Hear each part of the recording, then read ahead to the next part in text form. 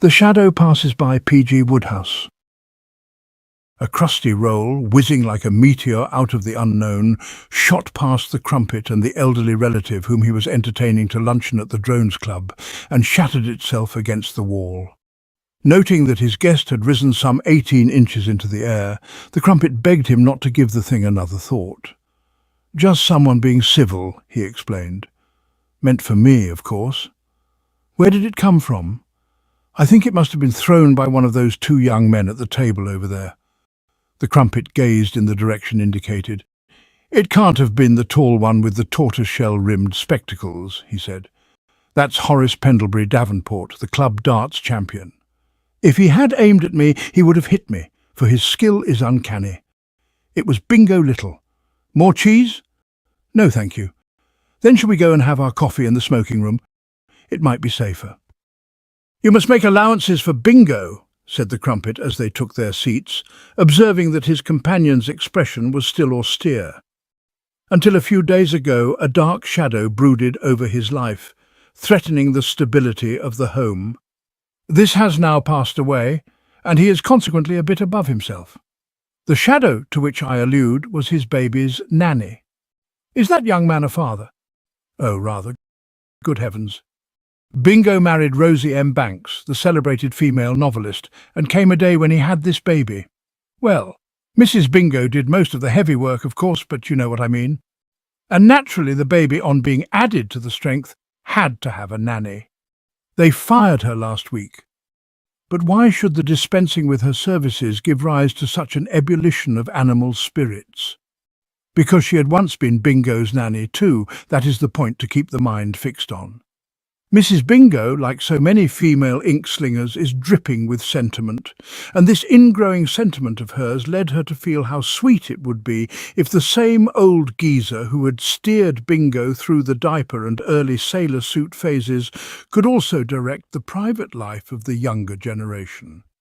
So when a photograph in a woman's paper of Miss Rosie M. Banks, author of our new serial, Mrs. Richard Little, brought Sarah Biles round on the run to ascertain whether this was the Richard Little she had groomed, it was not long before she was persuaded to emerge from her retirement and once more set her hand to the plough. "And your friend disliked the arrangement?" "You bet he disliked the arrangement. The news, broken to Bingo on his return from the office, he is ye ed of a weekly organ called Wee Tots, P.P. Purkis, proprietor, devoted to the interests of our better-class babes and sucklings, got, said the crumpet, right in amongst him. Sarah Biles had always lived in his memory as a stalwart figure, about 8 feet high and the same across, with many of the less engaging personal attributes of the bucko mate of an old-time hellship, and he feared for the well-being of his son and heir. He felt that the latter would be giving away too much weight. "Golly, queen of my soul," he ejaculated, "that's a bit tough on the issue, isn't it? When I served under Nanny Biles, she was a human fiend, at the mention of whose name strong children shook like aspens." "Oh, no, sweetie pie," protested Mrs. Bingo. "She's an old dear, so kind and gentle." "Well, I'll take your word for it," said Bingo dubiously. "Of course, age may have softened her." But before dressing for dinner, he looked in on young Algernon Aubrey, shook him sympathetically by the hand, and gave him a bar of nut chocolate. He felt like a kind-hearted manager of prize fighters who is sending a novice up against the champion. Conceive his relief, therefore, when he found that Mrs. Bingo had not been astray in her judgment of form. Arriving on the morrow, Le Biles proved, as stated, to be an old dear. In the interval since they had last met, she had shrunk to about 4 feet 10. The steely glitter which he had always associated with her eyes had disappeared, and she had lost the rather unpleasant suggestion she had conveyed in his formative years of being on the point of enforcing discipline with a belaying pin. Her aspect was mild, and her manner cooing, and when she flung her arms about him and kissed him and asked him how his stomach was, he flung his arms about her and kissed her and said his stomach was fine. The scene was one of cordial goodwill. The new regime set in smoothly, conditions appearing to be hunky-dory. Mrs. Bingo and Nanny Biles hit it off together like a couple of members of a barbershop quartet. Bingo himself felt distantly benevolent towards the old dugout. And as Algernon Aubrey took to her and seemed at his ease in her society, it would not be too much to say that for a day or two everything in the home was gas and gaiters. For a day or two, I repeat. It was on the evening of the third day, as Bingo and Mrs. Bingo sat in the drawing-room after dinner, all happy and peaceful, Bingo reading a mystery thriller and Mrs. Bingo playing solitaire in the offing, that the former heard the latter emit a sudden giggle, and always being in the market for a good laugh, inquired the reason for her mirth. "I was only thinking," said Mrs. Bingo, now guffawing heartily, "of the story Nanny told me when we were bathing Algy." "Of a nature you are able to repeat?" asked Bingo, for he knew that red-hot stuff is sometimes pulled when the girls get together. "It was about you pinning the gollywog to your Uncle Wilberforce's coat-tails when he was going to the reception at the French embassy." Bingo winced a little. He recalled the episode, and in particular its sequel, which had involved an association between himself, his uncle, and the flat side of a slipper. The old wound had ceased to trouble him physically, but there was still a certain mental pain, and he was of the opinion that it would have been in better taste for Nanny Byles to let the dead past bury its dead. "Ha, ha," he said, though dully. Fancy her remembering that. "Oh, her memory's wonderful," said Mrs. Bingo. Bingo returned to his mystery thriller, and Mrs. Bingo put the black 10 on the red jack, and that, you would have said, was that. But Bingo, as he rejoined Inspector Keene and resumed with him the search for the murderer of Sir Rollo Murgatroyd, who had been bumped off in his library with a blunt instrument, experienced a difficulty in concentrating on the clues. Until this moment, the signing on the dotted line of his former bottle washer had occasioned in him, as we have seen, merely a concern for his wee tot. It had not occurred to him that he himself was in peril. But now he found himself filled with a growing uneasiness. He did not like the look of things. His had been a rather notably checkered childhood, full of incidents which it had taken him years to live down, and he trusted that it was not Nanny Byles's intention to form an I-knew-him-when club and read occasional papers. He feared the worst, and next day he was given proof that his apprehensions had been well-founded. He was starting to help himself to a second go of jam omelette at the dinner table when his hand was stayed by a quick intake of the breath on the part of Mrs. Bingo. "Oh, Bingo, darling," said Mrs. Bingo, "ought you?" "Eh?" said Bingo, groping for the gist. "Your weak stomach," explained Mrs. Bingo. Bingo was amazed. "How do you mean, weak stomach? My stomach's terrific. Ask anyone at the Drones. It's the talk of the place." "Well, you know what happened at that Christmas party at the Wilkinsons when you were 6. Nanny says she will never forget it." Bingo flushed darkly. "Has she been telling you about that?" "Yes, she says your stomach was always terribly weak and you would overeat yourself at children's parties. She says you would stuff and stuff and stuff and go out and be sick and then come back and stuff and stuff and stuff again." Bingo drew himself up rather coldly. No man likes to be depicted as a sort of infant Vitellius, particularly in the presence of a parlour-maid with flapping ears, who is obviously drinking it all in with a view to going off and giving the cook something juicy to include in her memoirs. "No more jam omelette, thank you," he said reservedly. "Now, that's very sensible of you," said Mrs. Bingo, "and Nanny thinks it would be ever so much safer if you gave up cigarettes and cocktails." Bingo sank back in his chair, feeling as if he had been slapped in the eye with a wet sock. A couple of days later, things took a turn for the worse. Returning from the office and heading for the nursery for a crack with Algernon Aubrey, Bingo met Mrs. Bingo in the hall. It seemed to him that her manner during the initial embracings and pip-pippings was a little strange. "Bingo," she said, "do you know a girl named Valerie Twistleton?" "Oh, rather. Pongo Twistleton's sister. Known her all my life. She's engaged to Horace Davenport." "Oh, is she?" Mrs. Bingo seemed relieved. "Then you don't see much of her now?" "Not much. Why?" "Nanny was saying that you made yourself rather conspicuous with her at that Christmas party at the Wilkinsons.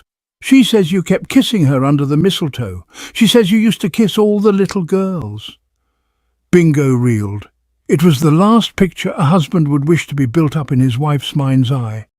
Besides, a chivalrous man always shrinks from bandying a woman's name, and he was wondering what would happen if this loose talk were to come to the ears of Horace Davenport, the Drones Club's leading Othello. "She must be thinking of someone else," he said hoarsely. "I was noted as a child for my aloofness and austerity. My manner towards the other sex was always scrupulously correct. Do you know what the extraordinary ramblings of this Biles suggest to me?" he went on. "They suggest that the old blister is senile and quite unequal to the testing office of ministering to Algy. Boot her out is my advice and sign on someone younger. You would prefer a young nurse? Bingo is no fool.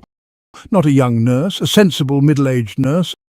I mean to say Nanny Biles will never see 107 again. She was 50 last birthday, she tells me. She tells you. Ha! Well, anyway, I wouldn't dream of letting her go. She is wonderful with Algy, and she looks after your things like a mother." "Oh, very well, only don't blame me when it's too late." "When what's too late?" "I don't know," said Bingo. "Something." As he went on to the nursery to pass the time of day with Algernon Aubrey, his heart was leaden. No question now of his ignoring his peril. He could not have been better informed regarding it if the facts had been broadcast on a nationwide hookup. A few more of these revelations from this voice from the past, and he would sink to the level of a fifth-rate power. Somehow, by some means, he told himself, if his prestige in the home was to be maintained, he must get rid of this nanny. The woman knew too much. As a matter of fact, though he would not have cared to have the thing known, his prestige at the moment was quite rocky enough, without having any nannies nibbling at the foundations. A very serious crisis was impending in his domestic affairs, threatening to make his name a hissing and a byword. When Bingo receives his envelope from Weetots on the 1st of the month, it is too often his practice, in defiance of Mrs. Bingo's expressed wishes, to place its contents on the nose of some horse of whose speed and resolution he has heard good reports.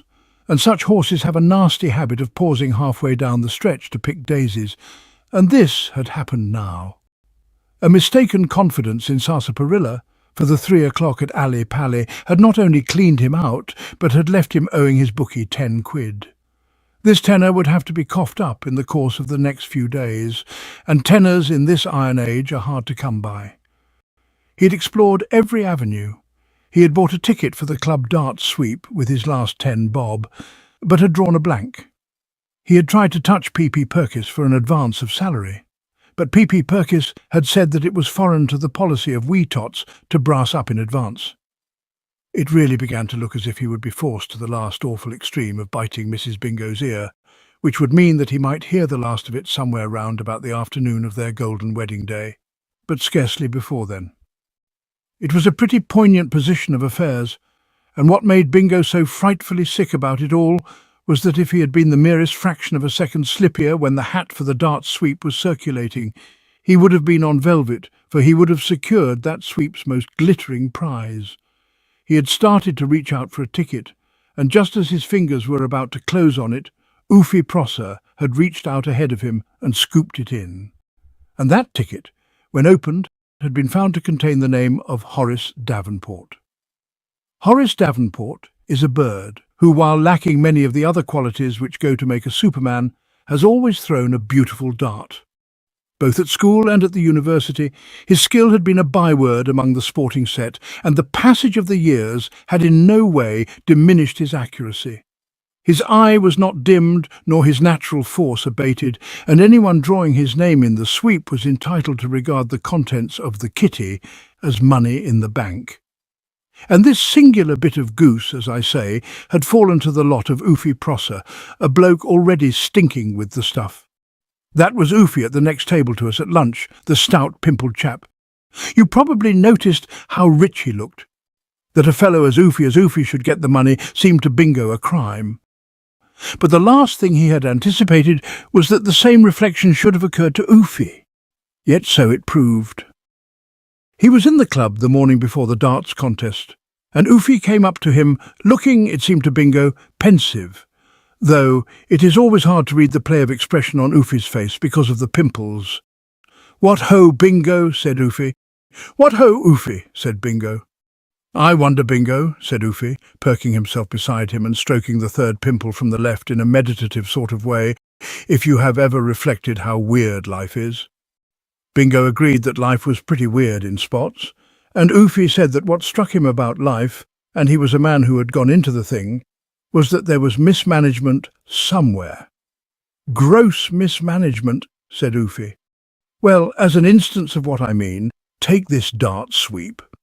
Think of all the eager, hard-up waifs who would have given their left eyeball to draw Horace Davenport. And who gets him? I do. And what ensues? Horace is bound to win, so I spear £33.10. What's the use of £33.10 to me? Do you know what my annual income is? No, I won't tell you, it would make you sick. It isn't right, Bingo, said Oofy warmly. All wrong, Bingo. I shall give this ticket away. Would you like it, Bingo? Bingo, leaping in the air like a rising trout, said he would, and Oofy seemed to ponder. Then he said that giving Bingo the ticket might destroy Bingo's self-respect, and when Bingo urged very strongly that in his opinion the risk ought to be taken, he pondered again. No, he said at length, I should hate to have it on my mind that I had sapped a friend's self-respect. I will sell you this ticket, Bingo, for the nominal price of £5. A sharp cry of agony escaped Bingo. He had sufficient capital for the club luncheon at 4 and 6pence, but no more. Then an idea struck him. Will you hold it open for a couple of hours? Certain, said Oofy.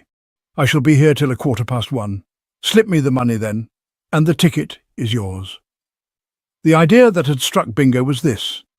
In his bedroom at home there was a set of diamond cufflinks, a present from Mrs. Bingo on his last birthday. Worth, he estimated, £5 of any pawnbroker's money. What simpler than to secure these, thrust them up the spout, snaffle the Horace Davenport ticket, get his hooks on the £33.10, rush back to the pawnbrokers, despout the links and return to position 1? It would afford a masterly solution of the whole difficulty. The Bingo residence, being one of those houses off Wimbledon Common, takes a bit of getting to, but he made good time there, and sneaking in unobserved was able to present himself at the club at 1:10. Oofy was still there. The 5 changed hands, and Bingo, who had stuck out for £8.10 at the pawnbrokers so as to have a bit of spending money, went off to the Savoy Grill to revel. There are moments in a man's life when the club luncheon at 4 and 6pence is not enough. And he had just got back to the office after the repast, and was about to settle down to the composition of a thoughtful editorial on what tiny hands can do for Nanny, wishing that his own tiny hands could take her by the scruff of the neck and heave her out on her left ear, when Mrs. Bingo rang up to say that her mother, having had one of her spells at her South Kensington abode, she was buzzing along there and would not be able to get home tonight. Bingo said he would miss her sorely, and Mrs. Bingo said she knew he would, and Bingo was preparing to toodaloo and ring off, when Mrs. Bingo uttered a sudden yip. Oh, Bingo, I knew there was something else. All this excitement about Mother put it out of my head. Your diamond links have been stolen. It was a pure illusion, of course, but Bingo tells me that as he heard these words it seemed to him that P.P. Purkis, who was visible through the doorway of the inner office, suddenly started doing an Oulad Nail's stomach dance. His heart leapt sharply and became entangled with his tonsils. It was a matter of some moments before he was able to disengage it and reply, My links? Stolen? Absurd. Well, Nanny says she was tidying your room just now and couldn't find them anywhere. Bingo was himself again. Nanny Biles, he said sternly, is temperamentally incapable of finding a brass drum in a telephone booth. You are familiar with my views on that gibbering old fathead. Don't listen to a word she says. Then you wouldn't advise sending for the police? Certainly not. The police are busy men. It is not fair to waste their time.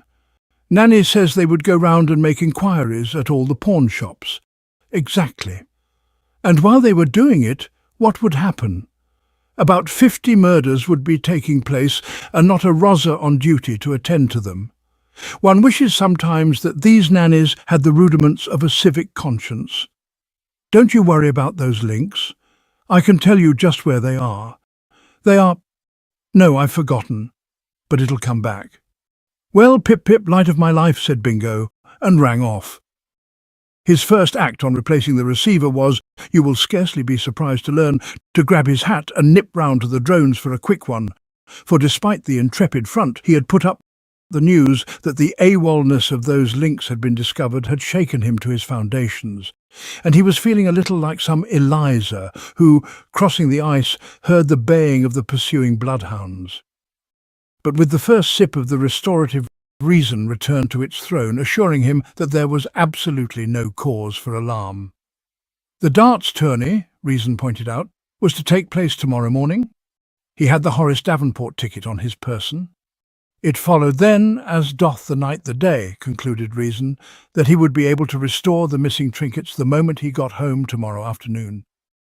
He was just musing affectionately on Horace Davenport, and feeling how fortunate he was in holding all rights to a dart hurler of his incomparable skill, when his attention was attracted by a deep sigh in his vicinity, and looking up he saw Horace approaching.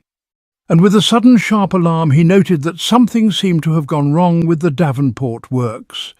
The other's face was pale and drawn, and the eyes behind their tortoise-shell-rimmed glasses were like those of a dead fish. "Stab my vitals, Horace!" he cried, deeply concerned. For naturally what he would have liked to see on the eve of the darts tournament was a rosy-cheeked, bright-eyed Horace Davenport, full of pep, ginger, and the will to win. "You look a bit down among the wines and spirits. What's the matter?" "Well, I'll tell you," said Horace Davenport. "You know Valerie Twistleton?" "Yes." "You know I'm engaged to her?" "Yes." "Well, that's where you make your ruddy error," said Horace Davenport. "I'm not. We have parted brass rags." "Why on earth?" "Well, if you ask me, I think she loves another." "What rot!" "I don't agree with you. We quarrelled about a mere trifle, and I maintain that no girl would have handed a man his hat for a trifle as mere as that, unless she had already decided to hitch on elsewhere and was looking out for a chance of giving him the gate." Bingo's tender heart was touched, of course, but he could not forget Horace's great mission. "Too bad," he said, "but you mustn't brood on it, old man, or you'll go putting yourself off your stroke." "My stroke? For the darts binge tomorrow." "Oh, that? I shall not be competing," said Horace dully. "I'm going to scratch." Bingo uttered a quick howl like that of a Labrador timber wolf which has stubbed its toe on a jagged rock. "Scratch!" Exactly what Oofy Prosser said when I told him, in the same agitated voice. "But I'm dashed if I can see why you're all so surprised," said Horace.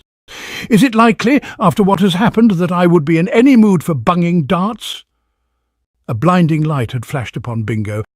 I doubt if there are half a dozen fellows in the club, or 10 at the outside, more capable than he of detecting funny business when such is afoot.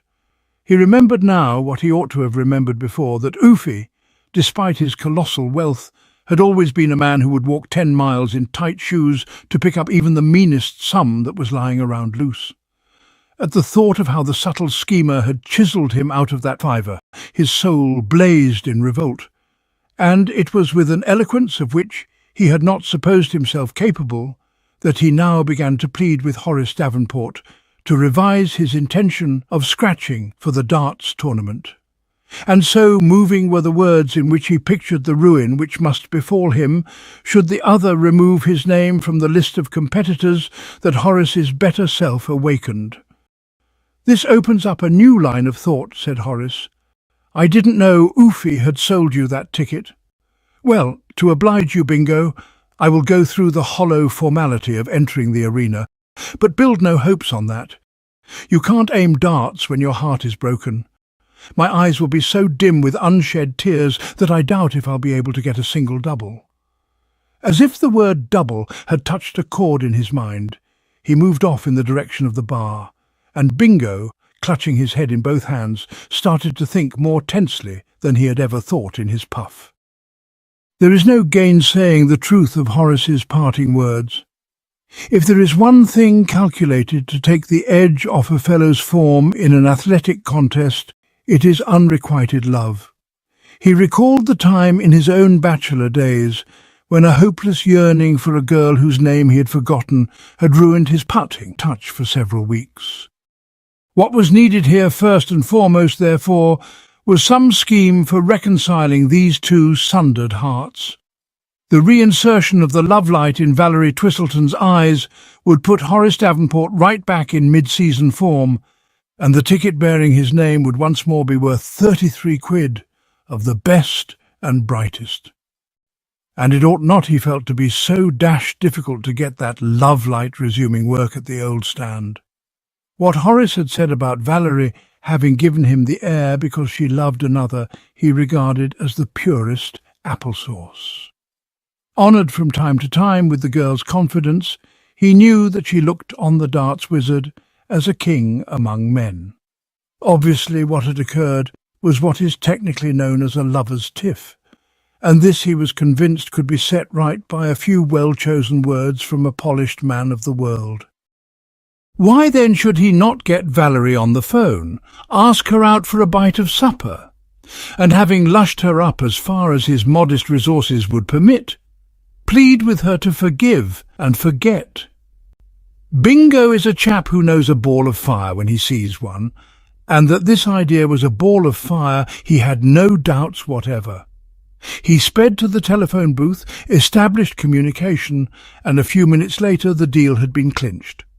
The girl checked up immediately on his proposition of a slab of supper and suggested Mario's popular restaurant as the mise en scene. "OK, Valerie, old crumpet," said Bingo, infinitely relieved. 11:15 at Mario's, then. So far so good. A smooth bit of work. But it did not take Bingo long to realise that before the revels could begin, there was one rather tricky hurdle to be surmounted. Nanny Biles, like the night, had 1,000 eyes, and some pretty adroit manoeuvring would be required if he was to get out of the house without her spotting him. He had no desire to be called upon to explain to Mrs. Bingo on her return what he had been doing oozing off the premises in the soup and fish at 10:30 p.m. The statement that he had been on his way to give Valerie Twistleton a morsel of supper in her absence would, he felt, not go any too well. Thinking quick, he saw the policy to pursue. Immediately upon arrived, he touched the bell and desired the parlour-maid to inform Le Biles that he would be glad of a word with her. And when the latter hove alongside, she found him lying on the sofa, a limp, interesting figure. "Oh, Nanny," he said, speaking faintly, "I think I had better not come and hobnob with Algernon Aubrey tonight. I have a strange, all-overish feeling, accompanied by floating spots before the eyes, and it may be catching. Explain the circumstances to him, give him my best, and say I shall hope to see him tomorrow. I meanwhile will be popping straight up to bed and turning in." Well, of course the Biles wanted to phone Mrs. Bingo and summon medical aid and all that, but he managed to head her off, and they eventually settled for a basin of gruel and a hot water bottle. When these had been delivered at the bedside, Bingo said, still speaking faintly, that he didn't want to be disturbed again, as his aim was to get a refreshing sleep. After that, everything was pretty smooth. At about 10:30 he got up, hopped out of the window, eased himself down the water pipe, was fortunate enough, after waiting a short while at the garden gate, to grab a passing taxi, and precisely at 11:15 he alighted at the door of Mario's. And a few minutes later, a long blue Valerie Twistleton, looking charming in some soft, clinging substance which revealed the slender lines of her figure, and the show was on. Since the days when he had kissed her under the mistletoe at the Wilkinsons' Christmas party, there had come to exist between Bingo and this girl one of those calm, platonic friendships which so often occur when the blood has cooled and passion waned. Their relations now were such that he would be able to talk to her like a kindly elder brother, and as soon as he had headed her off from ordering champagne by persuading her that this wine is better avoided, causing as it does acidity and often culminating in spots, it was like a kindly elder brother that he jolly well intended to talk to her. On his way to the restaurant he had debated whether to lead up to the subject of Horace by easy stages, but when they were seated at their table with a bottle of sound and inexpensive hock between them, He decided to skip preliminaries and snap straight into the agenda. "Well, I met your future breadwinner at the Drones this morning," he said. "We might drink a toast to him, what, with a hey nonny nonny and a hot cha-cha." "Horace Davenport," said Bingo, raising his glass. A quick frown disfigured Valerie Twistleton's delicate brow. The state of Bingo's finances had precluded the serving of oysters, but had these been on the bill of fare, you would have supposed from her expression and manner that the girl had bitten into a bad one. "Don't mention that subhuman gargoyle's name in my presence," she replied with considerable evidence of feeling, "and don't allude to him as my future breadwinner. The wedding is off. I am through with Horace Pendlebury by golly Davenport, and if he trips on a banana skin and breaks his ballyneck, it will be all right with me." Bingo nodded. With subtle skill, he had got the conversation just where he wanted it. Yes, he rather gave me to understand that there had been a certain modicum of rift within the looting, but he did not go into details. What seemed to be the trouble? A brooding look came into Valerie Twistleton's eyes. She gnashed her teeth slightly. "I'll tell you," she said. "He had come round to our house, and we were in the drawing-room chatting of this and that, and I happened to ask him to lie down on the floor and let Cyril, my cocker-spaniel, nibble his nose, which the little angel loves. He said he wouldn't, and I said, 'Oh, come on, be a sport.' And he said, 'No, he was blowed if he was going to be a stooge for a cocker-spaniel.' It ended with my digging out his letters and presents and handing them to him, together with the ring and his hat." Bingo tuk-tuk-tucked, and the girl asked him what he was tuk-tuk-tucking about. "Wasn't I right?" she demanded passionately. "Wasn't I ethically justified?" Bingo started to be the kindly elder brother.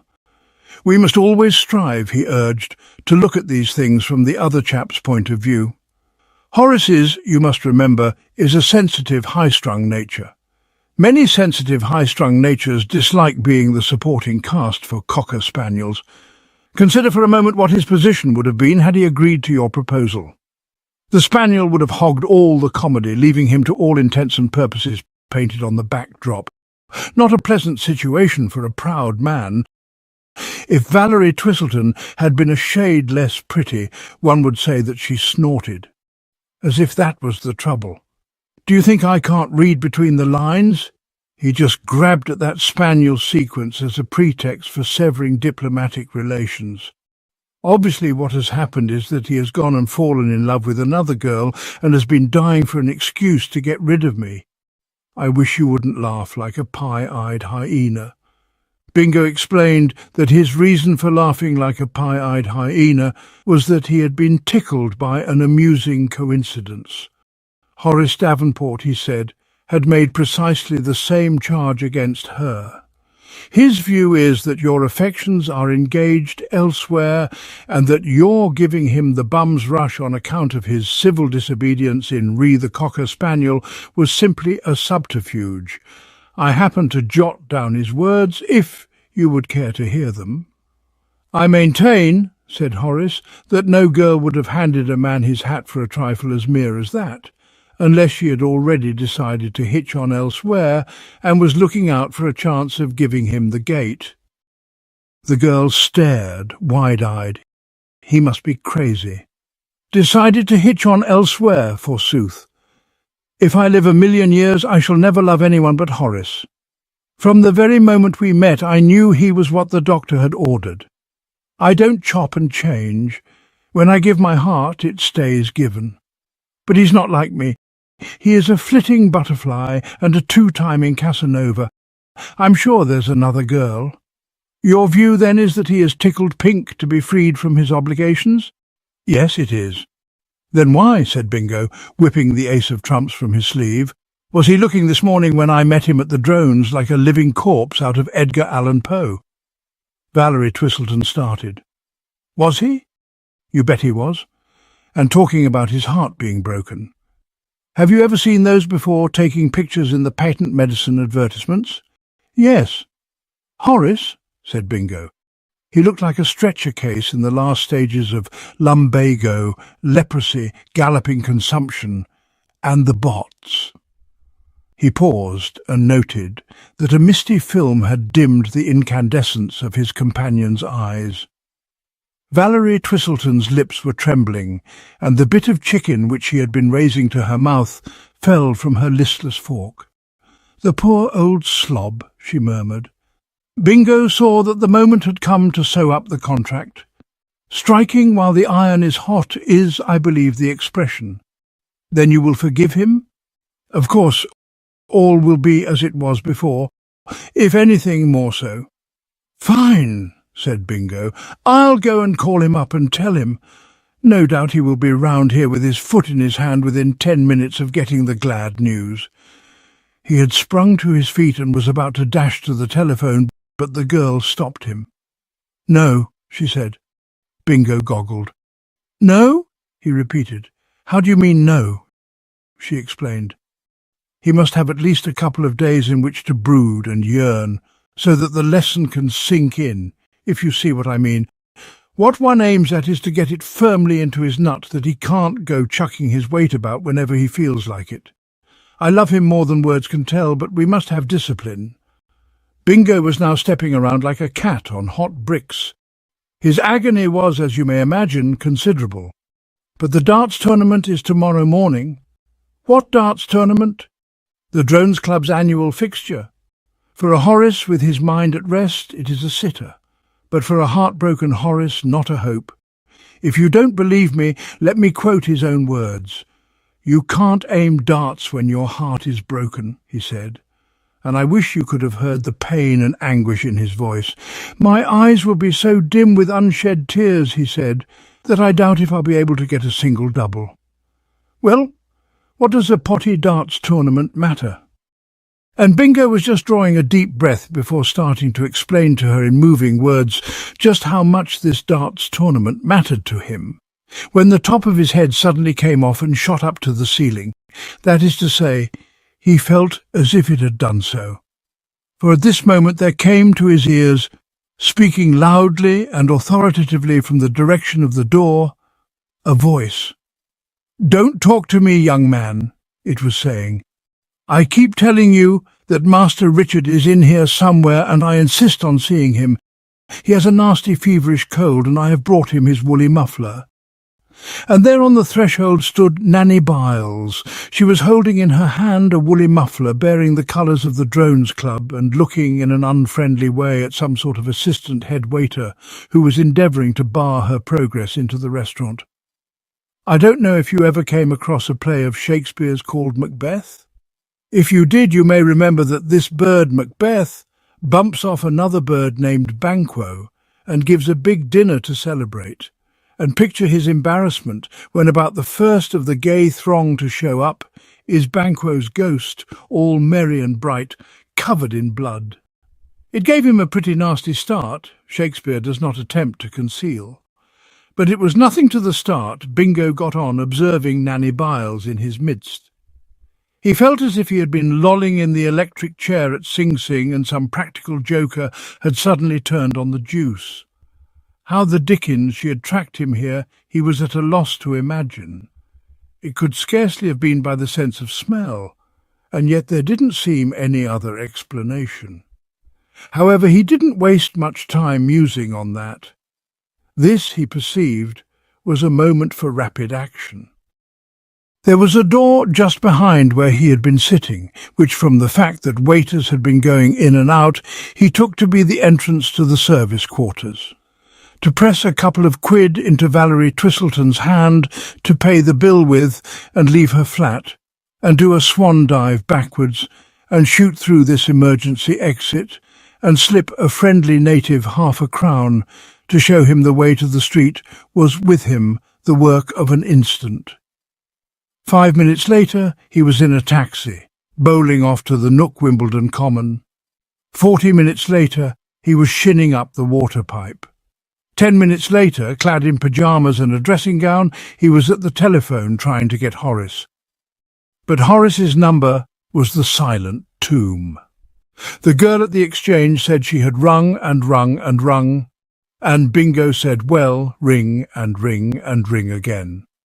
So she rang and rang and rang again, But there was still no answer, and eventually Bingo had to give it up and go to bed. But it was by no means immediately that he fell into a dreamless sleep. The irony of the thing was like ants in the pants, causing him to toss restlessly on the pillow. I mean to say, he had so nearly clicked. That was the bitter thought. He had achieved the object which he had set out to achieve, viz., the bringing together of the sundered hearts of V. Twistleton and H. Davenport.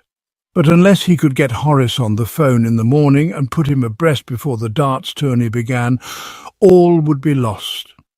It was a fat lot of consolation to feel that a couple of days from now Horace Davenport would be going about with his hat on the side of his head, slapping people on the back and standing them drinks.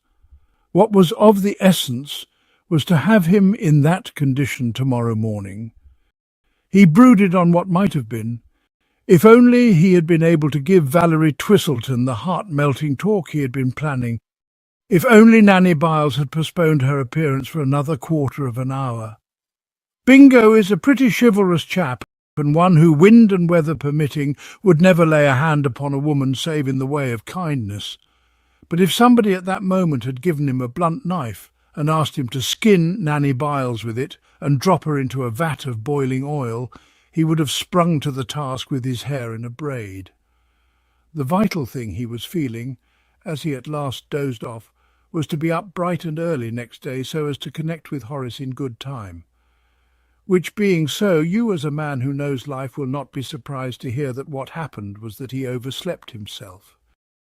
When he finally came out of the ether and haired to the telephone, it was the same old story. The girl at the exchange rang and rang and rang, but there was no answer. Bingo tried the drones, but was informed that Horace had not yet arrived. There seemed nothing for it but to get dressed and go to the club. By the time he got there, the darts tourney would of course be in full swing, and he could picture the sort of Horace Davenport that would be competing. A limp, listless Horace Davenport looking like a filleted sole.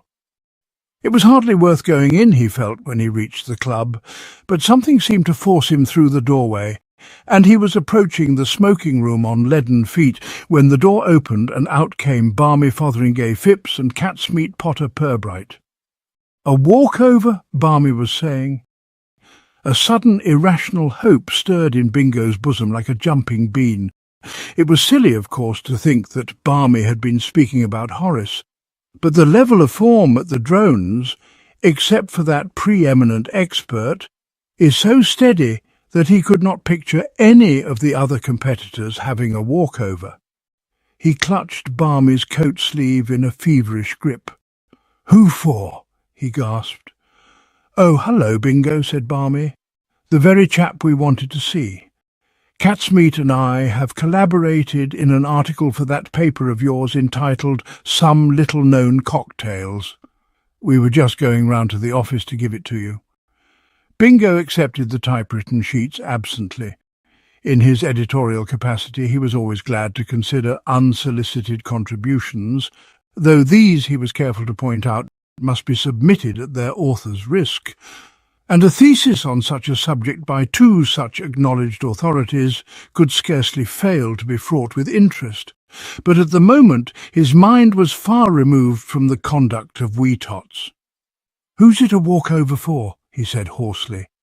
"Horace Davenport, of course," said Catsmeat Potter Pirbright. "He's been playing inspired darts.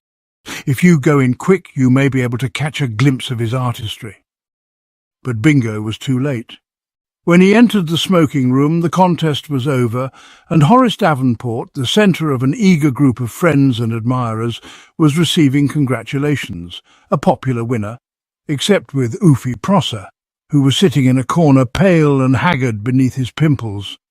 Seeing Bingo, the champion detached himself and came over to him. "Oh, hello, Bingo," said Horace. "I was hoping you would look in. I wanted a word with you. You remember that broken heart of mine? Well, it's all right, not broken after all. A complete reconciliation was effected shortly before midnight last night at Mario's." Bingo was amazed. "You came to Mario's?" "Thanks to you," said Horace Davenport, massaging his arm gratefully. "I must mention, Bingo, that after I had told you about my broken heart yesterday, I suddenly remembered that there were 1 or 2 things about it which I had forgotten to touch on. So I came back. They said you had been seen going to the phone booth, so I pushed along there. You had left the door ajar, and picture my horror on hearing you talking to Valerie and making an assignation with her at Mario's. I simply wanted—" began Bingo, but Horace continued. I reeled away blindly. I was distraught. I had been telling myself that Valerie was being false to me with another, but I had never for an instant suspected that this snake in the grass was my old friend Richard Little, a chap with whom, when at school, I'd frequently shared my last acid drop. But listen, I simply wanted— well, I said to myself, I'll give them about half an hour, and then I'll go to Mario's and stride in and confront them. This, I said to myself, will make them feel pretty silly. So I did. But when I got there, you had legged it and were not there to be confronted. So I confronted Valerie. "Listen, Horace, old egg," said Bingo, insisting on being heard. "I simply wanted to shoot a bit of nourishment into her for mellowing purposes, and then plead your cause." "I know," she told me. "She said you had talked to her like a kindly elder brother. What arguments you used I cannot say, but they dragged home the gravy plenteously. I found her in melting mood. We came together with a click, and the wedding is fixed for the 23rd prox." "And now, Bingo," said Horace, looking at his watch, "I shall have to be leaving you. I promised Valerie I would drop in directly the darts contest was over, and let her cocker spaniel nibble my nose. The animal seems to wish it, and I think we all ought to do our best to spread sweetness and light, even at some slight personal inconvenience. Goodbye, Bingo, and 1,000 thanks. I can give you a lift if you are coming my way." "Thanks," said Bingo, "but I must collect that £33.10. After that I have 1 or 2 little things to do, and then I must be nipping home." Bingo reached the Nook in good time, and he had replaced the links in their box and was about to leave his bedroom when Mrs. Bingo shoved her head in the door. "Why, Bingo, darling," she said, "aren't you at the office?" "I just popped back to see you," explained Bingo. "How's your mother?" "Much better," said Mrs. Bingo. She seemed distrait. "Bingo, darling," she said after a bit of a pause, revealing the seat of the trouble, "I'm a little worried. About Nanny." "About Nanny?" "Yes. When you were a child, do you remember her as being at all eccentric?" "Eccentric? Well, the most extraordinary thing happened last night." "Where were you last night, Bingo?" "I went to bed early." "You didn't go out?" Bingo stared. "Go out?" "No, of course you didn't," said Mrs. Bingo. "But Nanny declares that at 10:30 she was walking in the garden, getting a breath of fresh air, and she saw you jump into a cab." Bingo looked grave. He gave a low whistle. "Started seeing things, eh? Bad, bad. And she says she heard you tell the driver to go to Mario's. Hearing voices, too? Worse, worse. And she followed you with your woolly muffler. She had to wait a long time before she could get a cab, and when she got to the restaurant they wouldn't let her in, and there was a lot of trouble about that. And then she found she had no money to pay the cab, and there was a lot of trouble about that too. And I think in the end she must have lost her temper a little, or she would never have boxed the cabman's ears and bitten that waiter. Bit a waiter, did she? She said she didn't like his manner, and after that they sent for the police, and she was taken to Vine Street, and she telephoned to me to come and bail her out. So I went round to the police station and bailed her out, and she told me this extraordinary story about you. I hurried home and peeped in at your door, and there you were, fast asleep, of course." "Of course." Mrs. Bingo chewed the lower lip. "It's all very disturbing." "Now there, with all due deference to you, my talented old scrivener," said Bingo, "I think you have missed the mot juste. I would call it appalling. Let me tell you something else that will make you think a bit. You remember all that song and dance she made about my links having been stolen? Well, I've just been taking a look, and they're in their usual box in the usual place on the dressing table, just where they've always been. Really, I assure you. Well, said Bingo, suit yourself, of course. But I should have thought we were taking a big chance in trusting our firstborn to the care of a nanny who is loopy to the eyebrows and constantly seeing visions and what not, to make no mention of hearing voices and not being able to see a set of diamond cufflinks when they're staring her in the face. I threw out the suggestion once before, and it was not well received, but I will make it again. Give her the push, moon of my delight. Pension her off, slip her a few quid per and a set of your books, and let her retire to some honeysuckle-covered cottage where she can't do any harm. I believe you're right. I know I'm right, said Bingo.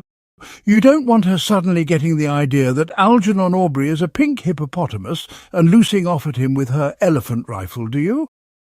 Very well, then.